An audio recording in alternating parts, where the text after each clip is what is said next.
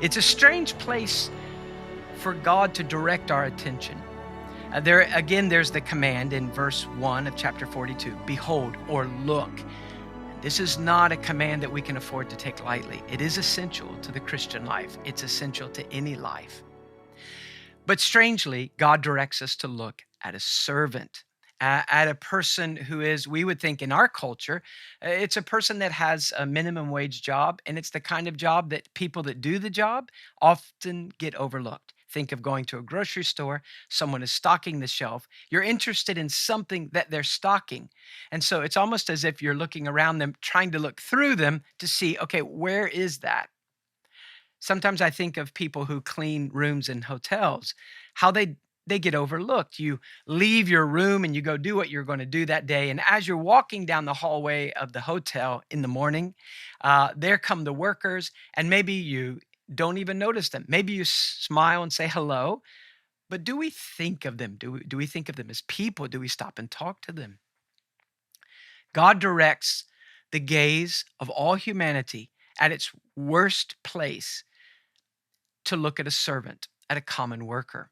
What can this common worker do for us? Well, chapter 42 opens with a description of this servant. Behold my servant, God says, whom I uphold, my chosen one in whom my soul delights. What we're going to see as we look at the highlights of this section is that there isn't any other servant quite like this servant. Look at the description of the servant. He is my servant, the servant of God, the servant, whom God upholds. That means that whatever the task is that God's about to give him, there is no way that he will fail. This is later reinforced when he says that I have put my spirit upon him. Think of the true humanity of Jesus of Nazareth.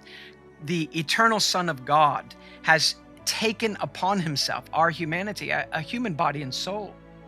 But as he accomplishes the work of redemption, what the theologians call the economy of redemption, in actually doing the things assigned to him, he does it as a true man, as a true representative of true people.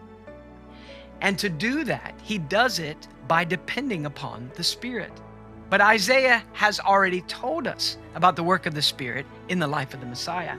In Isaiah 11, verse 2, we read this: the Spirit of the Lord will rest on him, the Spirit of wisdom and understanding, the Spirit of counsel and strength, the Spirit of knowledge and the fear of the Lord. I wanted to tell you about the Media Gratiae app. If you get the Media Gratiae app, you will receive the Whole Counsel podcast a day early. But much more importantly, you'll be able to listen to all the podcasts on the Media Gratiae network. If you're interested in this, then see the link in the show notes below.